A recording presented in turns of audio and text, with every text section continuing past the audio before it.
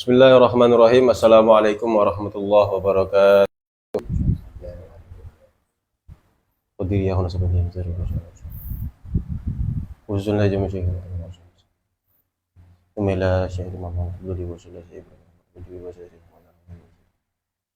Baik ya kita teman-teman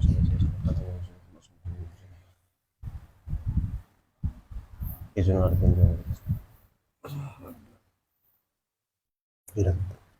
wa furuhihim wa usulihim wa masyayihim panjang ilahumul fatihah.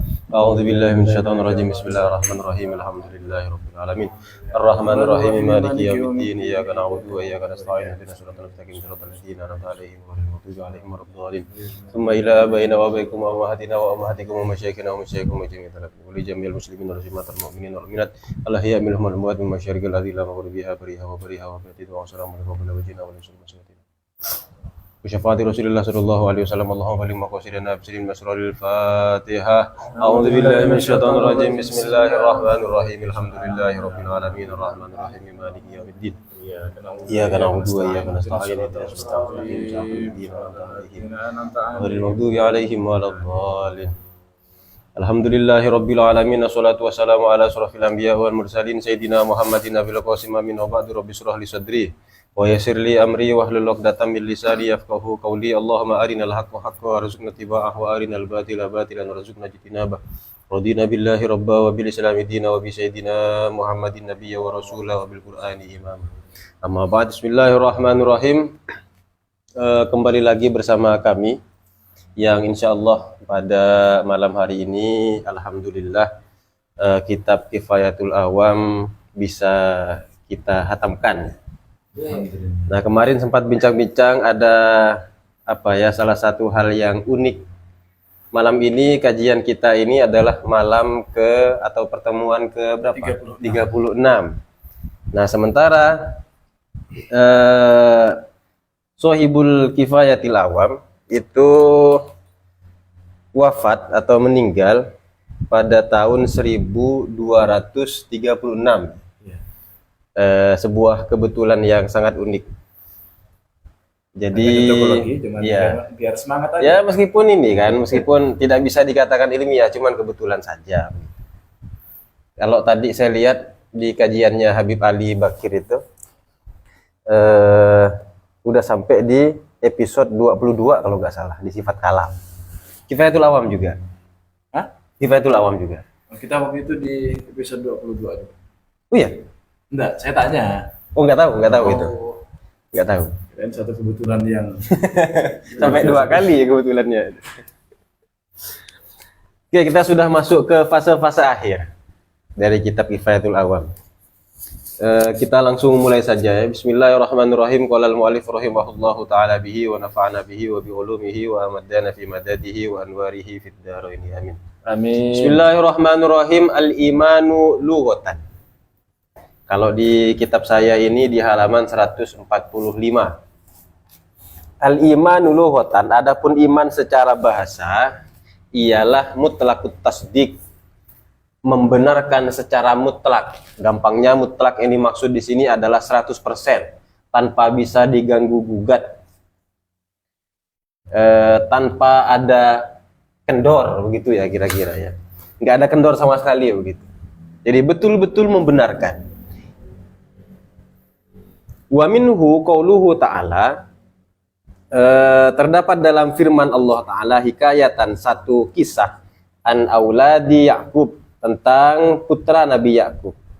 Di situ berbunyi Bismillahirrahmanirrahim, wa ma anta bimu'min wa ma anta bimu'minin lana, dan kamu sesekali tidak akan percaya kepada kami. Jadi atau tidak akan membenarkan kami. Kira-kira demikian. Diambil dari ayat itu. Diambil dari ayat itu. Jadi definisi iman secara lughah, secara bahasa itu diambil dari ayat tersebut, yakni di surat Yusuf ayat ke-17. Kemudian wasyar'an, sementara definisi iman secara syariat adalah at-tasdiq bi jami'i ma jaa'a bihin nabi sallallahu alaihi wasallam, membenarkan semua yang disampaikan oleh Nabi Muhammad sallallahu alaihi wasallam.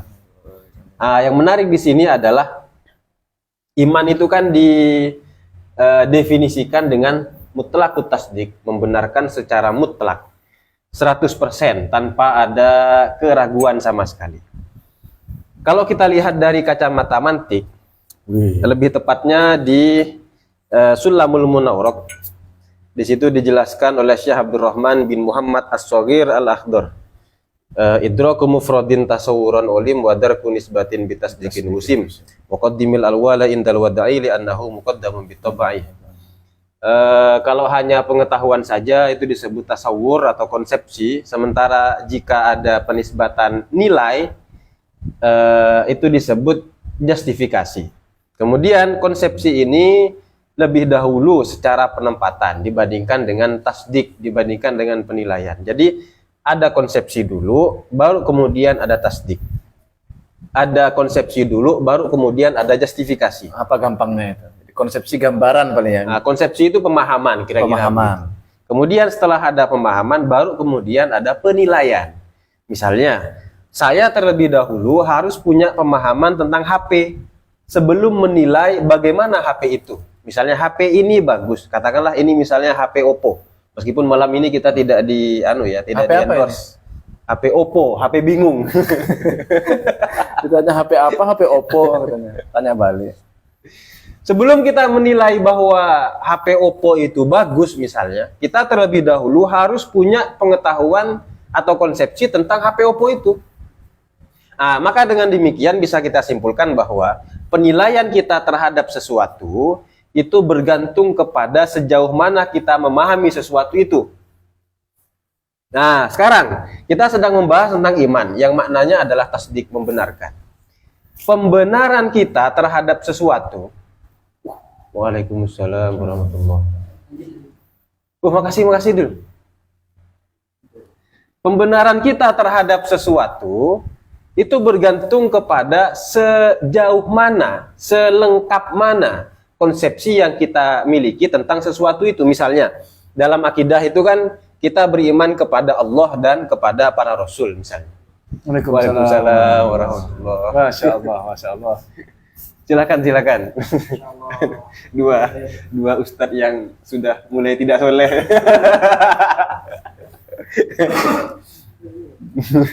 Ustadz Mustaqim sama Ustadz Taufik. Mari kopinya di sendiri ya. Iya. Karena kan masih sendirian jadi masih bisa.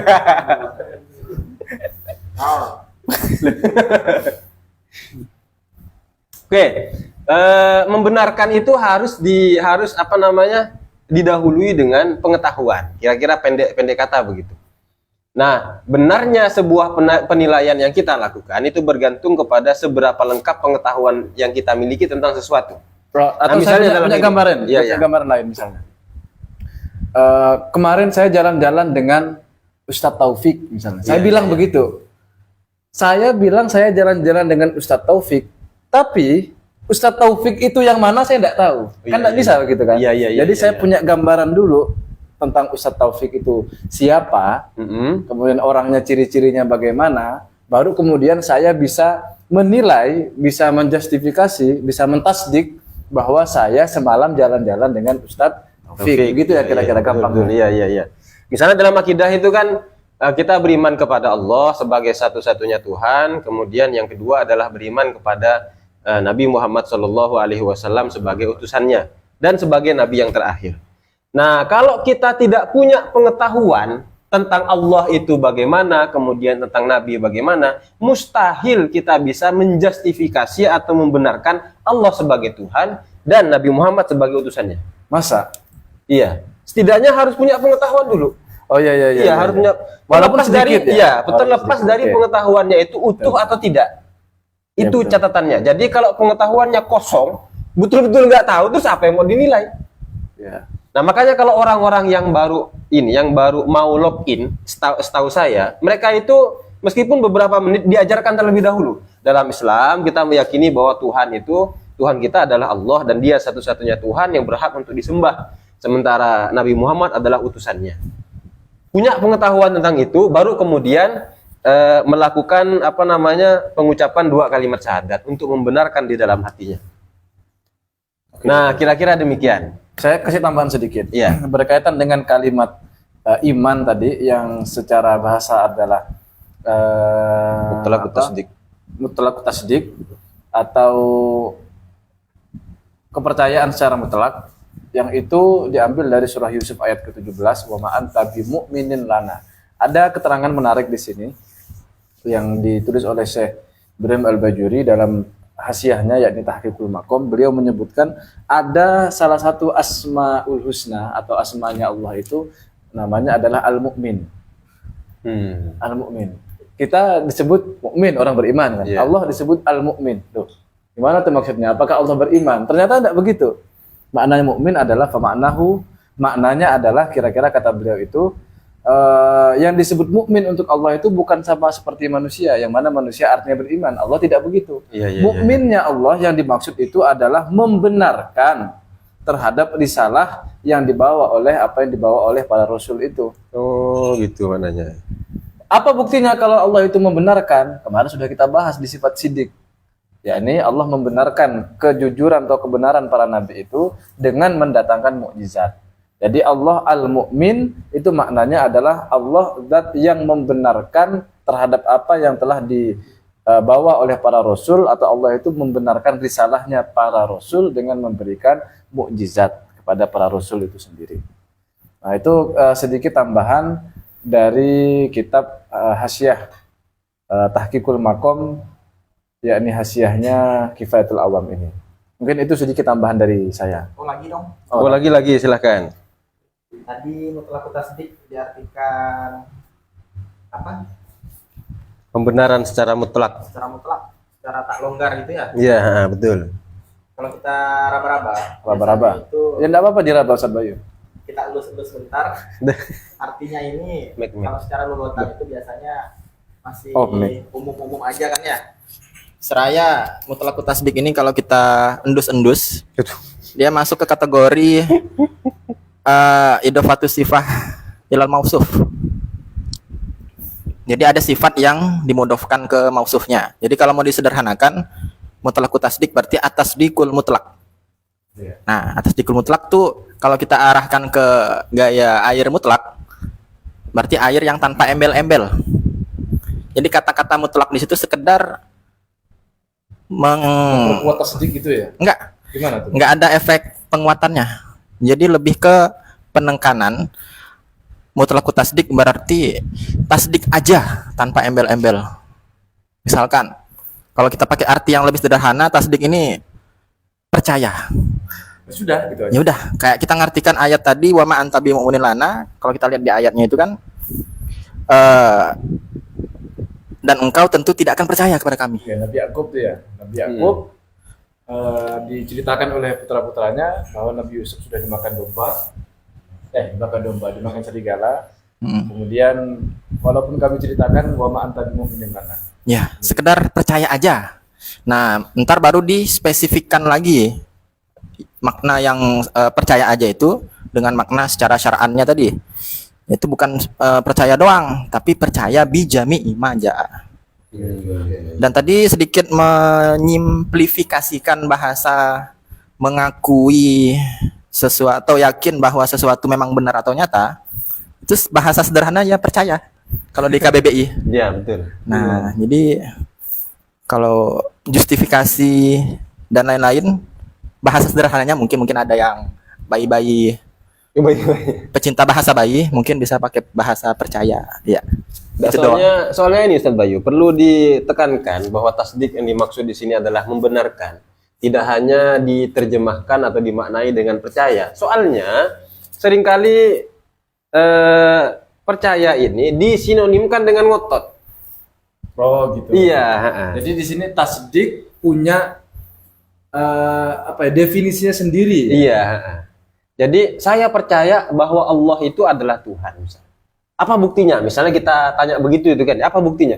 Ya pokoknya Allah ada, pokoknya Allah Tuhan, begitu nanti itu. Jadi percaya disamakan dengan ngotot. Padahal dengan menggunakan istilah tasdik ini menunjukkan bahwa pembenaran yang dia lakukan itu berdasarkan pengetahuan, terlepas pengetahuannya itu utuh atau tidak. Ya. Karena nanti Terlepas dia punya bukti atau tidak. Ya punya bukti atau tidak ada pembahasannya setelah ini ya. Ya, makanya dengan begitu bisa kita simpulkan bahwa iman yang dibahas di dalam akidah Ahlussunnah wal Jamaah lebih umumnya adalah di dalam Islam itu harus berdasarkan pengetahuan. Kira-kira demikian. Kemudian lanjut ya, ada tambahan. Lanjut. Kemudian waqtalafa fi sebelum ke sana at-tasdiqu bi jami'i ma ja'a bihin Nabi sallallahu alaihi wasallam. Secara syariat tasdik yang dimaksud di sini adalah membenarkan apa saja atau semua yang disampaikan oleh Nabi. Semua yang datang dari Nabi, kira-kira begitu. Semuanya. Maka di pertemuan yang lalu kita sudah sampaikan bahwa kalau misalnya sudah terbukti bahwa ada satu informasi dan itu dari Nabi, maka kita wajib membenarkan.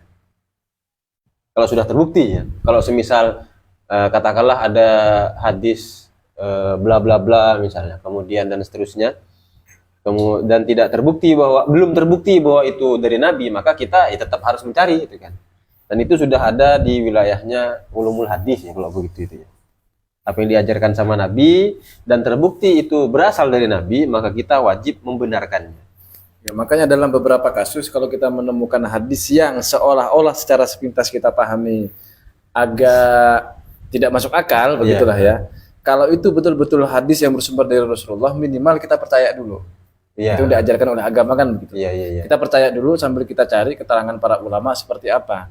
Soalnya kalau kita mengingkari, apalagi itu memang hal-hal yang sifatnya di luar jangkauan akal, maka konsekuensinya berarti kita tidak membenarkan apa yang diajarkan oleh Nabi, yang itu berarti tidak beriman.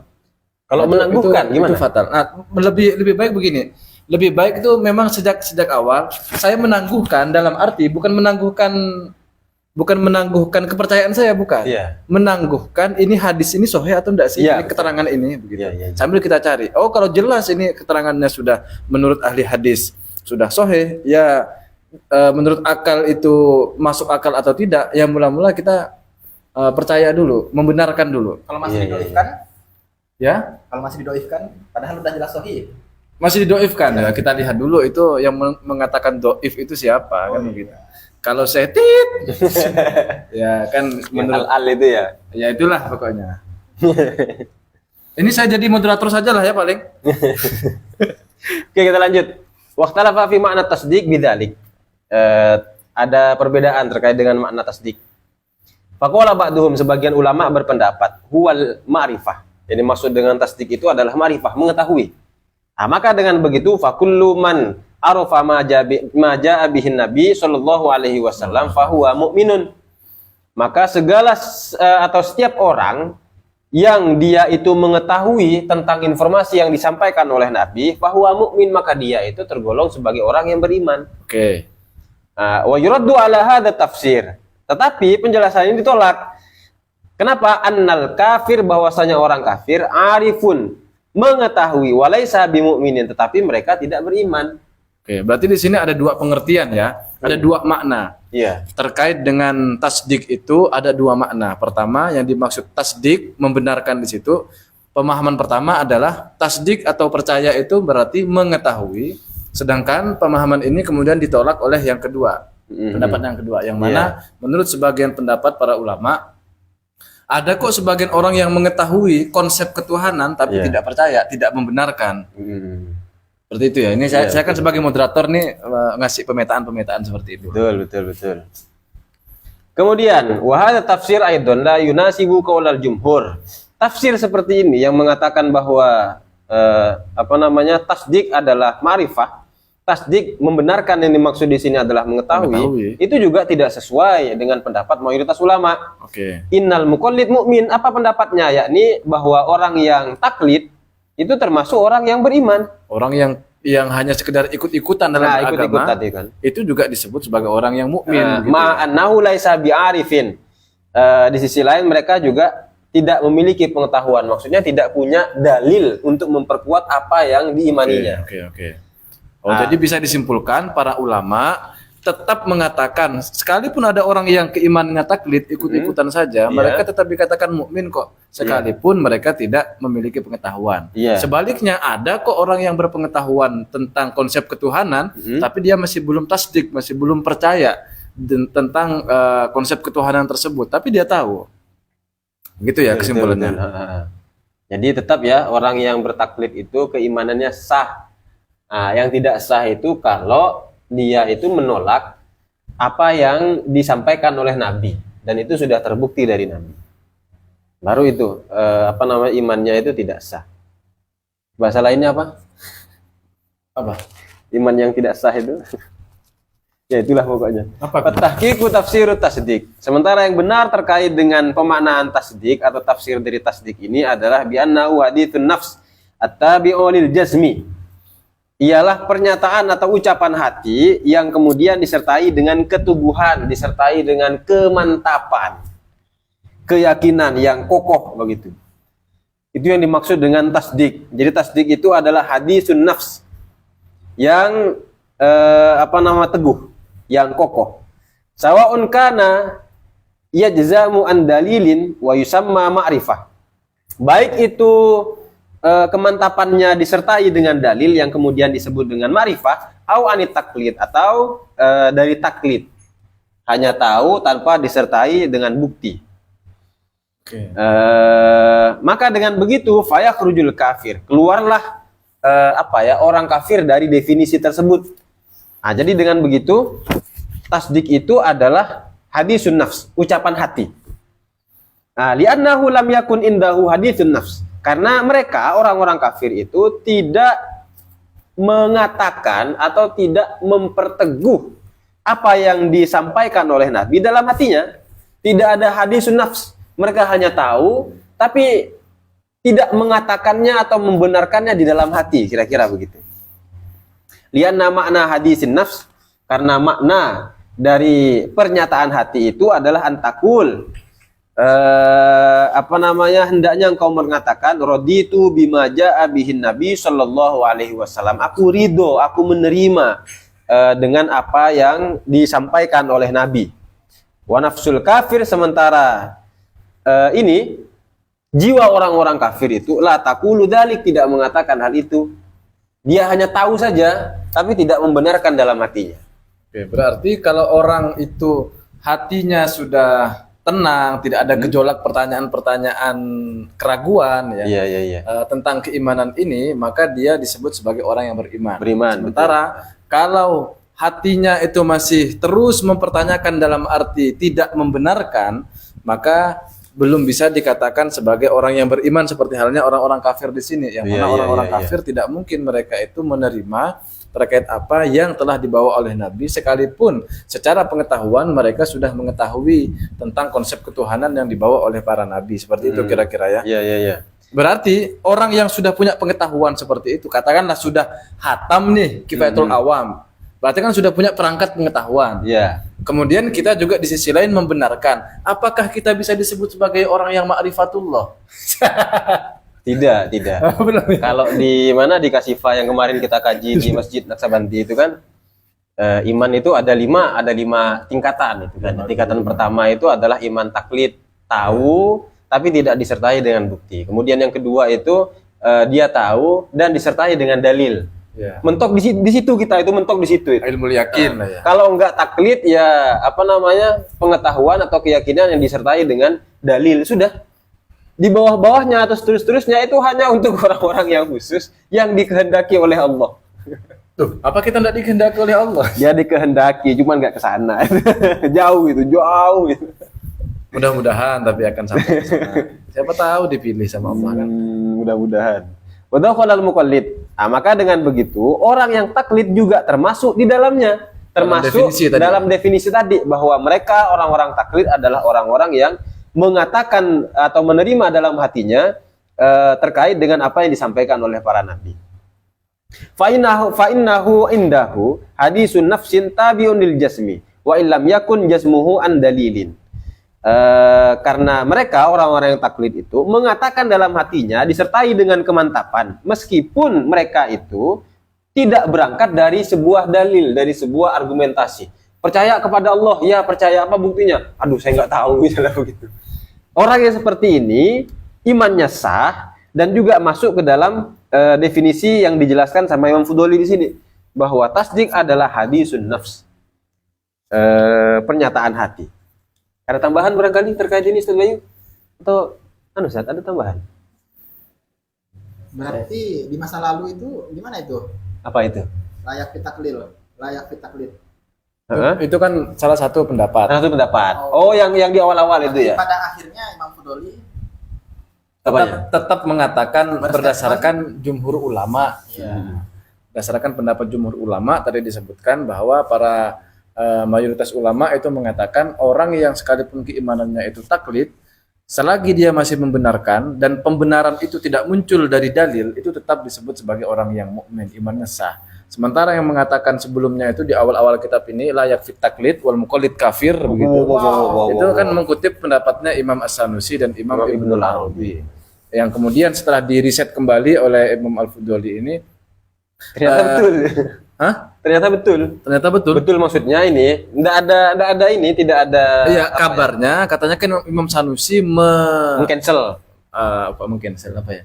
Meralat pendapatnya. Dulu Imam As-Sanusi pernah mengatakan orang yang muqallid, orang yang ikut-ikutan itu dalam keimanan itu tidak bisa disebut sebagai orang yang beriman atau imannya tidak sah. Menurut sebagian pendapat, Imam Sanusi itu sudah meralat pendapat itu, tapi setelah riset kembali oleh Imam Al-Fudoli ternyata pendapat itu tidak ditemukan bahwa beliau betul-betul sudah meralat pendapatnya. Artinya Imam Sanusi sendiri mungkin di konteks zaman yang menuntut beliau berpendapat demikian, orang yang tidak dibekali dengan pengetahuan, maka keimanannya itu tidak dianggap sah di zaman itu ya. Oke, betul. Di awal juga dijelaskan di hasiah itu oleh Syekh Ibrahim Al-Bajuri. Kata beliau, kita ini kan wajib mengetahui dalil secara umum, secara ijmali itu kan. Jadi maksud dalil secara ijmali itu tidak harus dalil tersebut betul-betul kokoh. Atau tidak harus disampaikan dengan cara sebagaimana para mutakalimin menyampaikan dalil tersebut. Misalnya kayak kita ini kan sudah belajar kifayah mengatakan apa bukti adanya Allah hudusul alam atau mungkinul alam. Kalau orang-orang awam misalnya tidak perlu kemudian menyampaikan dengan cara yang seperti itu. Cukup misalnya mengatakan seperti yang diceritakan waktu itu tuh. Kalau ada kotoran unta kan pasti ada unta. Masa ada alam nggak ada penciptanya. Misalnya begitu. Itu sudah dalil itu. Yang dalam dugaan keras saya orang seawam apapun tahulah itu. Cuman dia nggak bisa mengutarakannya barangkali itu. Ya. Dan di sisi lain di Umul Barohin kalau nggak salah Imam Sanusi itu menjelaskan bahwa tidak diharuskan bagi orang-orang menyampaikan dalil tersebut dengan cara-cara yang disampaikan oleh mutakalimin. Jadi nggak harus bisa diungkapkan. Misalnya saya tanya ke salah satu orang, apa bukti adanya Allah? Dia tahu, cuman nggak bisa mengungkapkan. Dia tahu dalilnya, cuman tidak bisa mengungkapkan. Maka dia itu termasuk orang yang tidak taklid. Dalam kehidupan sehari-hari lah misalnya, ketika ada kopi panas, akal kita tuh menuntut pasti ada yang membuat. Kok bisa ketika melihat alam yang segede ini, sebesar ini, tidak sampai kepada kesimpulan ada pencipta? Kalau orang-orang mukmin ya, orang-orang yang di luar sana, wallahu a'lam. Ya, tapi awamnya orang memang beberapa kali saya tanyakan, apa bukti adanya Tuhan? Ya adanya alam semesta ini. Iya. Kan paling tidak mereka punya dalil walaupun dalilnya sangat ijmali. Barangkali tambahan dari Ustadz Abdullah. Ada tambahan Ustadz? Saya perlu tambahan. Ada ini yang tadi itu. Bentar. Saya pengen mengerucutkan Kerucutkan Ustadz. formula yang bisa kita mana tisu? Lumer ini kopinya. Tolong racikan kami formula. Ya. Dosis minimal untuk mu'alaf biar bisa dikatakan dia itu sudah tasdik, karena untuk syahadat itu kan syariat. Iya betul. Kalau nggak syahadat pun ya dosa. Tapi tahap awal itu kan tasdik. Iya. Nah, tasdik takaran minimal yang paling minimal itu berarti sekedar apa? Ya, membenarkan Allah sebagai Tuhan, satu-satunya Tuhan itu kan, dan Nabi Muhammad utusannya. Berarti hadisun nafsi tabi'un min jazmi bi annallah Tuhan dan Nabi Muhammad utusannya. Udah. Iya. Login. Iya. Semudah itu. Iya. Mudah itu. Podcast sudah 2 tahun udah terbesit belum kayak gitu? Maksudnya gimana? Podcast 2 tahun udah terbesit itu. Udah melakukan hadisun nafsi berulang-ulang selama 2 tahun. Dan tabi'un lil jazmi, tapi nggak ikrar. Kira-kira Tidak ikrar itu maksudnya gimana? ya tidak ikrar syahadat. Tidak mengucapkan Nah, kalimat tapi- syahadat itu. tapi sadar tasdik aja karena betul ya.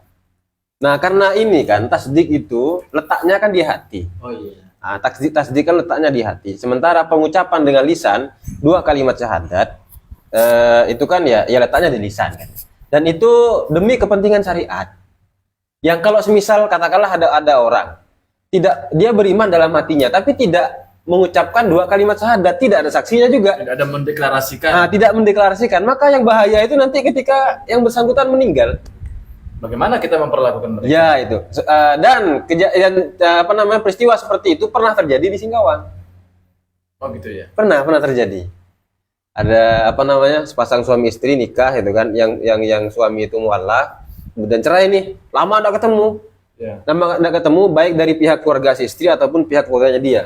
Kemudian dapat kabar si dia ini meninggal. Suaminya meninggal. Berebut ini. Yang kata yang pihak istri dia masih muslim, kata yang pihak suaminya dia ini sudah murtad, begitu. Akhirnya diambil jalan tengah itu kan. Gimana? Dia di jalan tengah maksudnya begini. Dia Separuh itu kafan, separuh peti. Enggak, bukan.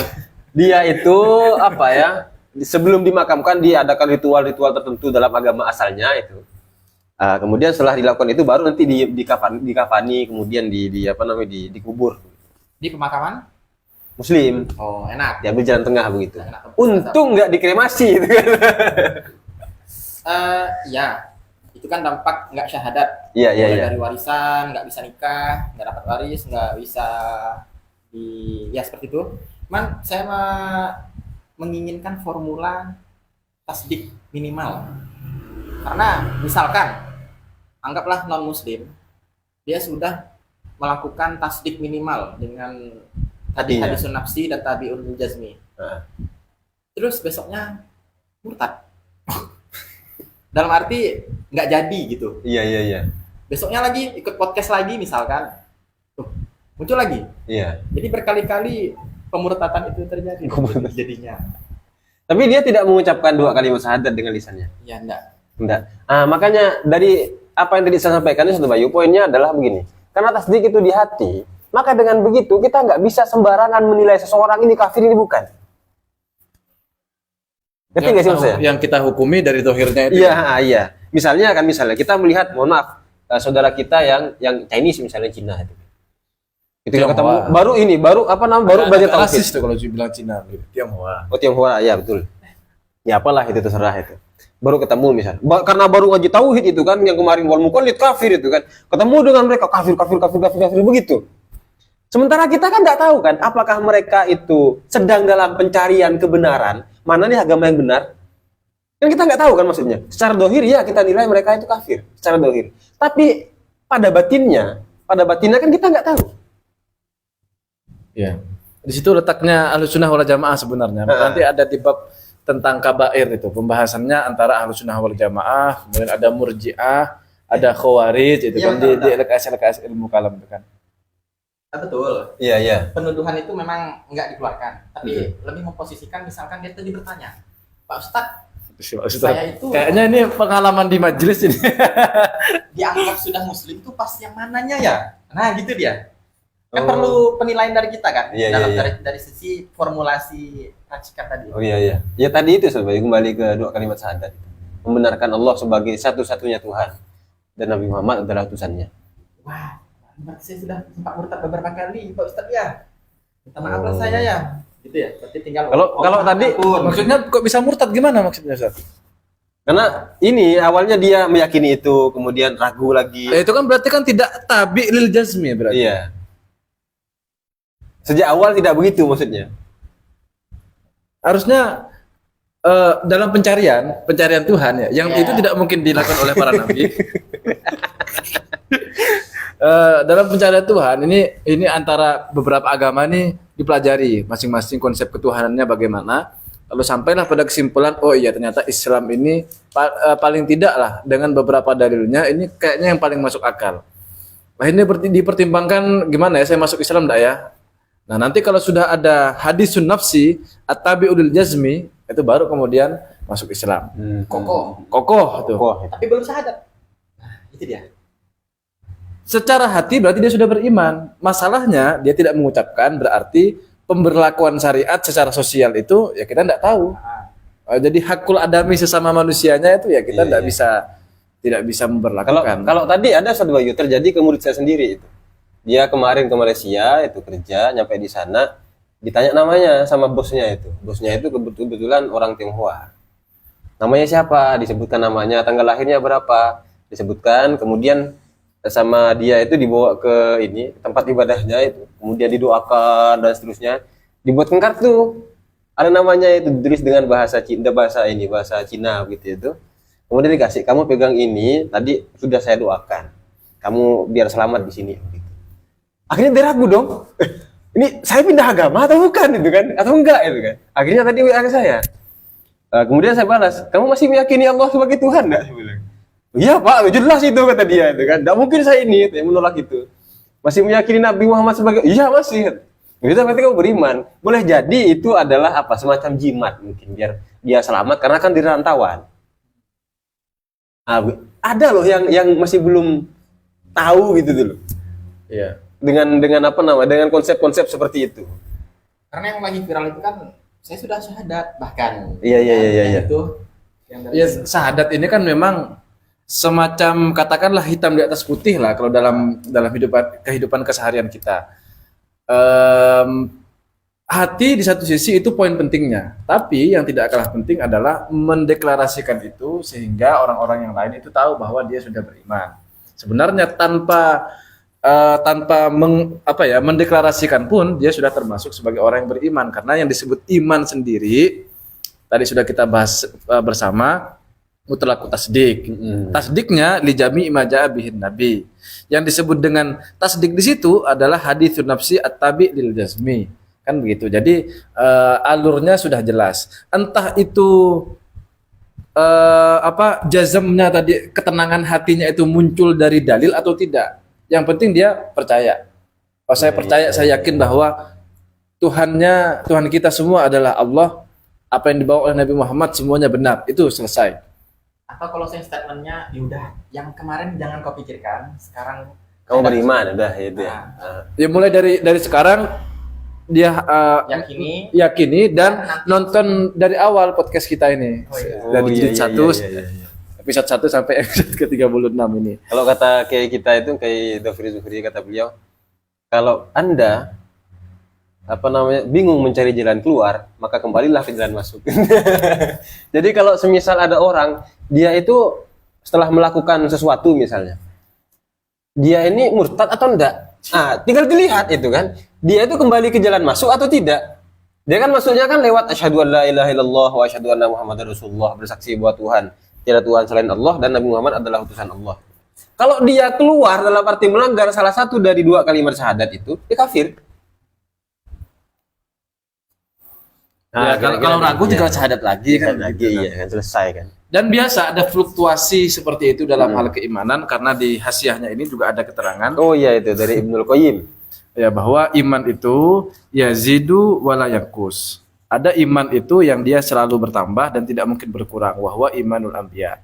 Imannya para nabi. Nambah terus berarti. Nambah terus, tidak mungkin berkurang itu. Apalagi mencari Tuhan, tidak mungkin. Tidak mungkin, jelas. Iya. Nabi.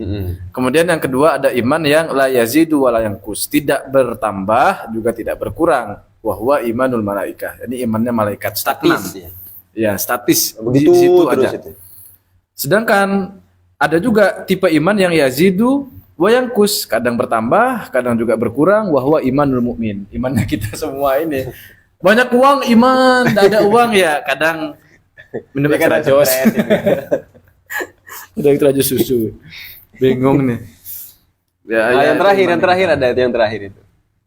Oh, tambahan. Tambahannya itu. Tambahannya ada juga iman itu yang Berkurang dan tidak bertambah, berkurang terus semakin hari semakin berkurang. yang kus wala yazid. Ya, ini contohnya adalah imannya orang-orang yang fasik, imanul fusak. Orang-orang yang fasik. Oke, kita lanjut ya. Masih ada beberapa lembar. Wa mimma yajibul iman bihi aidon. termasuk juga sesuatu yang wajib diimani adalah ma'rifatu nasabihi sallallahu alaihi wasallam. Mengetahui nasabnya Nabi Muhammad sallallahu alaihi wasallam. Bentar, ini kita sedang tidak membahas nasab yang sedang viral itu ya? Betul. Kita berlepas diri dari konflik itu karena sudah ada instruksi dari PBNU. Oh begitu ya. Ya, jangan ikut campur, nggak tahu diam, dah itu kan. Kita nggak tahu, kita diam. Min jihati abihi, dari sisi ayahnya, wa min jihati ummihi, dan juga dari sisi ibunya. Kita wajib mengetahui nasabnya Nabi, baik itu dari ayah beliau ataupun dari ibunda beliau. Fa amma nasabuhu sallallahu alaihi wasallam min jihati abihi. Adapun nasabnya Nabi dari sisi ayahnya, fahuwa sayyiduna Muhammad bin Abdullah bin Abdul Muttalib. Ada yang menyebutnya Muttalib. Kemudian bin Hashim, bin Abdi Manaf, bin Qusay, bin Kilab, bin Ka'ab. Itu ada yang kurang tuh. Apa itu? Bin Kilab, bin Murroh. Bin Murrah ada ya? Kalau lihat di hasiahnya. Oh, ada dikatakan kurang di situ. Enggak sih, enggak dibilang kurang di situ. Cuman kalau kita lihat di hasiahnya ada keterangannya, maksudnya qauluhu Murroh begitu. Oh iya Murrah, iya ada Murrah. Saya nyatat itu. Iya Murrah ada yang kurang. Nah, di situ enggak tahu kalau versi cetakan yang lain. Ada ya? Oh ada Murrah ya? Nah, di kitab kita Ustaz Taufik yang baru beli kitab. Halaman 148. Oh, setelah Kilab ini ya. Iya. Waduh ini nantilah kita tandai. Berarti bin Qusay, bin Kilab, bin Murrah, bin Ka'ab, bin Lu'ay, bihamzati wa tarkihi. Bisa Lu'ay, bisa Lu'ay. Bisa Lu'ay. Kemudian bin Ghalib, bin Fihr, bin Malik, bin Nador, bin Kinanah, bin Khuzaimah, bin Mudrikah, bin Ilyas, bin Mudor, bin Nazar, kemudian bin Ma'ad, bin Adnan. Nantilah di NU online saya tuliskan ininya. Apa namanya? Di NU Katulistiwa. Iya, ini sekitar tambahan lagi, tambahan beberapa nama itu kan kebanyakan nama kunyah saja atau sebagian lakop ya. Di sini ada beberapa keterangan nama aslinya Sayyid Abdul Muttalib adalah ismuhu Amir. Kemudian Sayyidina Sayyid Hashim ada yang mengatakan Umar, sebagian mengatakan Amr. Kalau Sayyid Abdul Muttalib tadi atau Muttalib namanya adalah Amir. Kalau Sayyid Hashim namanya Umar atau nama aslinya Amr, ada yang mengatakan demikian. Kemudian Abdu Manaf nama aslinya adalah Al-Mughirah. Kemudian Sayyid Qusay ada yang mengatakan Zaid, ada yang mengatakan Yazid. Kemudian Sayyid Kilab ada yang mengatakan namanya Hakim. Ada yang bilang ada alnya Al-Hakim begitu. Sebagian yang lain mengatakan bukan Hakim atau Al-Hakim tapi Al-Mughirah atau Al-Muhadzab atau Al-Muhadzib ya.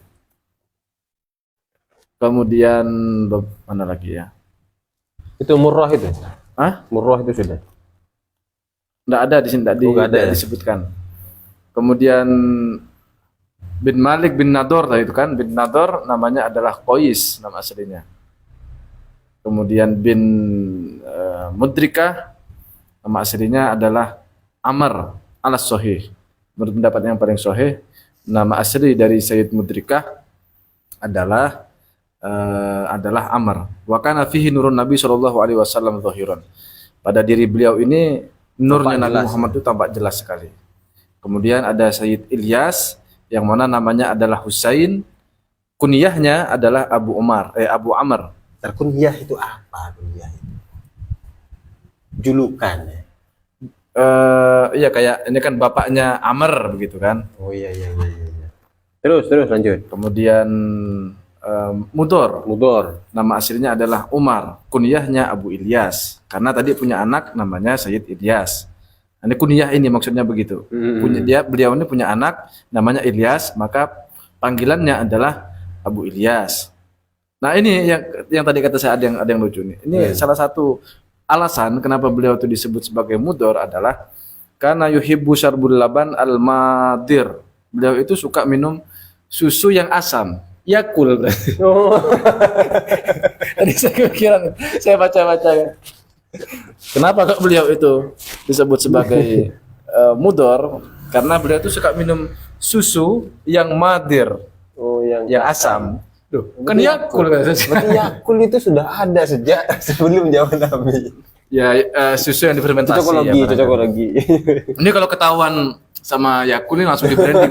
Ternyata bahannya Nabi. Kemudian Sayyid Nizar, namanya adalah Khildan, nama aslinya. Kemudian Sayyidina Ma'at, nah ini ada yang unik nih. Jadi Sayyidina Ma'at ini, beliau itu hidup di zamannya, di zaman di mana ada salah seorang raja, namanya adalah Nebukadnezar, bahasa Arabnya Bukhtanasor, yang mana Nebukadnezar waktu itu sedang menguasai Arab. Kemudian Allah memerintahkan salah seorang nabi yang ada di sana. Jadi Nebukadnezar waktu itu sedang menjajah lah kira-kira ya. Sedang menjajah orang-orang yang ada di Arab sana. Kemudian di situ ada salah seorang nabi namanya Nabi Armia. Bahasa Arabnya Armia, saya lihat bahasa yang di umum lah. Itu namanya Yeremia, Nabi Yeremia. Bahasa Indonesia bahasa Arabnya Nabi Armia. Lalu Allah memerintahkan kepada Nabi Armia untuk mengambil atau membawa Sayyid Ma'at keluar dari wilayah kekuasaannya Nebukadnezar atau Bukhtanasor tadi, karena dari tulang sulbi beliau inilah atau dari keturunan beliau inilah nanti Nabi terakhir itu akan lahir. Nah, pindah dari satu negara ke negara lain itu ternyata naik buruk. Naik buruk. Jadi Nabi Muhammad itu bukan satu-satunya manusia yang naik buruk. Tapi ada Nabi Yeremia atau Nabi Armia tadi dan juga mbahnya beliau ini, yakni Sayyid Ma'at. Di mana keterangannya? Ini di Hasyiahnya satu, kemudian Di Hasyiahnya. di Tijanud Daruri juga ada keterangannya Iya, seperti iya. itu. Di halaman 150 ya. 150. Dan kemudian tentu saja adalah Sayyid Adnan. Ya, harusnya tadi mukadimahnya Pantas effort. Habis. harusnya mukadimahnya tadi itu Alhamdulillahirrahmanil musta'an alladzi la yahullu fil makan wa la yamurru alaihi zaman wa huwal an ala ma alaihi kan. Allahumma shalli wa sallim ala sayyidi waladil adnan. Harusnya gitu tadi. Gitu ya. Sesuai dengan temanya gitu. Maknanya diambil dari kata adan wa huwa al-iqamah, tinggal tetap ya. Wa summiya bidzalika tafaulan bi annahu yuqayyimu wa yusallimu min ayunil jin wal ins. Jadi disebut sebagai Adnan karena beliau itu bisa tinggal dan juga selamat dari gangguan jin dan manusia. Allati yamutu biha ghalibun. Berarti jinnya ada dua di sana ya. Loh, kok gitu? Sayyid Adnan. Oh. Sayyid Adnan. Yang mana kebanyakan orang yang mati di kuburan itu kebanyakan mati di zaman itu gara-gara kena ain, penyakit ain ya, ainnya jin dan ainnya manusia. Dan Sayyid Adnan ini hidup di zamannya Nabi Musa alaihissalam al-Sahih. Mungkin ini salah seorang nabi juga. Mungkin bisa iya bisa tidak ya. Iya. Tapi ya karena tidak ada teks yang mengatakan seperti itu, jadi kita tidak bisa memutuskan. Belum ada lah kira-kira. Ya belum ada. Itu nasabnya Nabi Muhammad dari jalur ayah dan ibunya sampai kepada Sayyidina Adnan. Oke. Waalaikumsalam. Kalau yang sampai ke Nabi Adam itu gimana itu? Nah, itu ada keterangannya nanti. Dilanjutkan Oh, di sini wali ada, safima ya. ba'dahu. Belum ke sana. Wal ijma'. Wal ijma' mun'aqidun ala hada nasabi ila Adnan. Mayoritas ulama itu sepakat meyakini bahwa nasabnya Nabi itu sampai ke Sayyidina Adnan. Walaysa fiha ba'dahu ila Adam tariqun sahihun. Tidak ada kemudian nasab yang secara sahih itu sampai kepada Nabi Adam. Jadi yang bisa dipastikan benar kira-kira begitu hanya pada Sayyidina Adnan. Ya, ini Sementara- secara ilmiah nih. Iya, secara ilmiah. Tapi kalau yang sampai kepada Nabi, misalnya ketemu nih, entah itu di Google ataupun di internet, nasab Nabi sampai ke Nabi Adam misalnya. Maka itu ini apa namanya? Satu keterangan yang belum bisa dibenarkan. Bahkan di sini ada keterangan Imam Malik sendiri. Imam Malik mengatakan makruh menghafalkan itu. Mengapalkan apa? Ini di halaman 146. Sampai ke Nabi Adam maksudnya. Iya. Oh iya iya.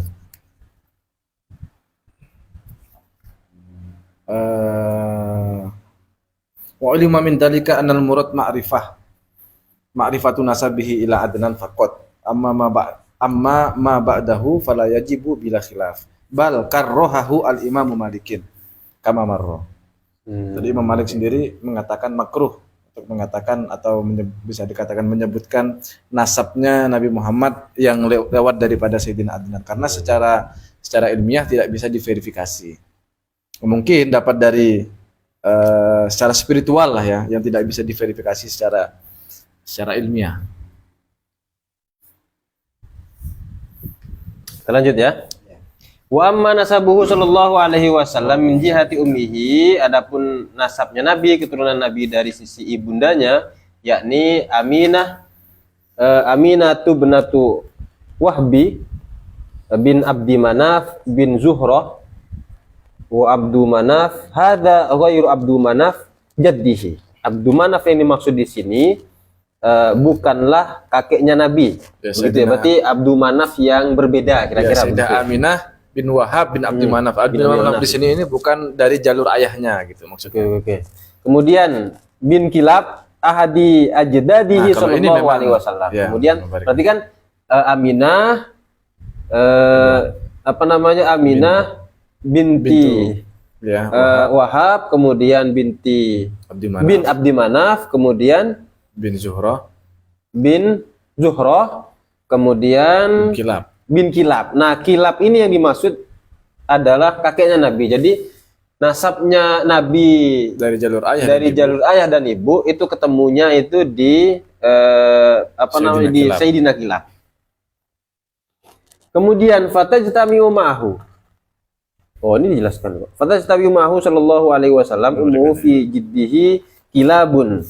Nah, ketemulah itu dengan apa namanya dengan ayahnya Nabi dengan ayahnya Nabi dengan Sayyidina Kilab dari jalur ibunya. Dari ibu dan ayah ya. Ibu dan ayah itu. Nah, kalau ke atasnya ya sama tadi dengan yang disebutkan sebelumnya itu kan. Setelah Kilab siapa lagi itu? Setelah Kilab ada Ka'ab, ada Lu'ay, ada Ghalib dan seterusnya itu. Fihr dan seterusnya. Kemudian wa yajibu ayya'lama annahu sallallahu alaihi wasallam. Wajib untuk diketahui bahwa Nabi Muhammad sallallahu alaihi wasallam abyadu musyrabun bihumratin ala ma qalahu ba'duhum. Mengetahui bahwa Nabi Muhammad itu adalah orang yang berkulit putih. Kemudian beliau juga putihnya itu cenderung ke merah-merahan gitu. Musyrabun bihumratin. Berjenggot kemerahan. Berjenggot ya? Ya. Oh, musyrabun bihumratin. Berjenggot ke merah-merahan. Oh, mirip panjenengan waktu itu, Ustaz. Udah. Ya waktu anu merah. Itu di Ini bukan jenggot ini. Saya. Bukan di kulit ya? putih kemerahan begitu ya. Iya. Putih ke merah-merahan. Udah, tadi saya lihat di mana. Berdasarkan ini Bercampur merah. bercampur merah. Merah putih ya. Bukan putih kemerah-merahan tadi itu. Iya, maksudnya kan apa nuansanya tuh merah putih. Berarti Iya, iya, di sini memang Bukan jenggot. memang putih yang bercampur dengan merah. bukan jenggot kan? Bukan ya? Bukan. Oh, bukan. Iya. Oh, kalau jenggotnya merah kan. Jadi putih yang kemerah-merahan kira-kira begitu. Merah putih Indonesia berarti. Loh, bukan merah putih begitu. Bukan. Nah, itu wajib kita ketahui. Kalau mau ini ciri-ciri lengkap dari Nabi kita, Nabi Muhammad itu Oh, di sini kan jenggot. ada di kitab apa namanya? Apa namanya itu? Sama itu. Syama'ilul Muhammadiyah itu ada di sana. Dari ujung rambut sampai ujung kaki itu ada. Bukan sama LNU ya, bukan. Oh, bukan. Duh.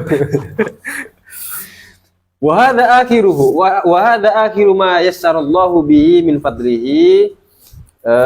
Ini adalah akhir dari pembahasan yang Allah permudah min fadlihi dari karunia-Nya, dari karunia Allah.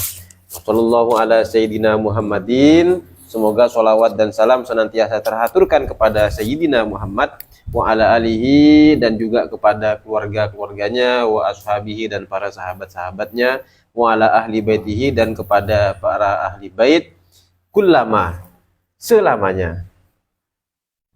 Dzakarahu wa kullama, ya kullama dzakarahu adz-dzakirun wa ghafala an dzikrihil ghafilun. Selama orang yang berzikir, Selama orang yang mengingat itu orang yang mengingat Dan itu selama selalu ada- ingat gitu.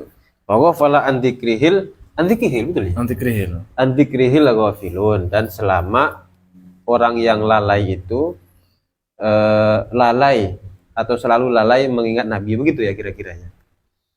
Walhamdulillahirabbil alamin. Ini sholawat yang di dalam catatan saya ngaji ini, itu sholawat yang dikarang oleh Imam Asy-Syafi'i. Bahkan dalam kitab Ihya Ulumuddin dijelaskan bahwa ini salah satu faktor Imam Asy-Syafi'i itu dibebaskan dari siksa kubur gitu, karena mengarang sholawat ini. Oh, Allahumma sholli ala sayyidina Muhammadin kullama dzakaruka dzakirun wa huwa fala andzikral ghafilun. Kalau di sini kan pakai redaksi kullama dzakaruhu dzakirun wa huwa fala andzikrihil ghafilun. Ya. Alhamdulillahirabbil Walhamdulillahirabbil alamin. Walhamdulillah, segala puji hanya milik Allah Rabbil alamin, Tuhan semesta alam. Wallahu a'lam bishawab. Barangkali ada tambahan? Surabaya? Ya. Kalau ini kalau di Tahqiqul Maqam ya, Tahqiqul Maqam hasiahnya ini ditulis selesainya pada tanggal 29 Ramadan 1223 Hijriah. Keterangannya begitu, ada keterangannya. Kalau yang Kifatul Awam ini karena tidak ada keterangannya di sini, jadi tidak tahu kapan awal nulisnya, kemudian selesai nulisnya kapan. Tapi kalau yang hasiah Tahqiqul Maqam ini selesai ditulis pada tanggal 29 Ramadan 1223 Hijriah. Kemudian saya cek di kalender-kalender itu pakai Google, saya cari itu bertepatan dengan kira-kira hari Minggu atau hari Ahad, Tauhid nih berarti. Hari Ahad, tanggal 20 November 1808 Masehi. Artinya Imam Al-Bajuri sendiri menulis kitab ini itu kira-kira kalau hitungan hijriahnya umur beliau 54 tahun. Kalau usia Masehinya beliau itu 52 tahun. Yang ngarang Tahqiqul Maqam ini. Jadi sudah hitungannya sudah sepuh lah beliau nulis Tahqiqul Maqam ini. Itu mungkin tambahan dari saya sedikit. Ada tambahan sebenarnya sebelum kita sudahi? Dan acara intinya, Acara doanya intinya. mungkin. Ada tambahan Ustaz barangkali? Saya perlu tambahan. Oh, sudah enggak Nanti ada ada tambahan Ustaz. Ada Kalau tambahan. tambah. Oke, demikian kajian kita pada malam hari ini. Alhamdulillah sudah kita hatamkan. Mudah-mudahan dengan pembacaan, dengan kajian dan diskusi yang kita lakukan pada setiap malam Kamis itu diridhoi oleh Allah Subhanahu wa taala, kemudian mendapatkan barokah dari Syekh Al-Imam Muhammad Al-Fuduli, kemudian dapat barokah juga dari Syekh Ibrahim bin Muhammad Al-Bajuri, kemudian dapat barokah dari guru-guru kita semua. Amin amin ya rabbal alamin. Demikian yang bisa kami sampaikan, kurang lebihnya mohon maaf. Wallahi wafiquna ila sabilil anbiya wal mursalin wa ila ma khairi nahdlatil ulama wan nahdiyin. Assalamualaikum warahmatullahi wabarakatuh. Waalaikumsalam warahmatullahi wabarakatuh.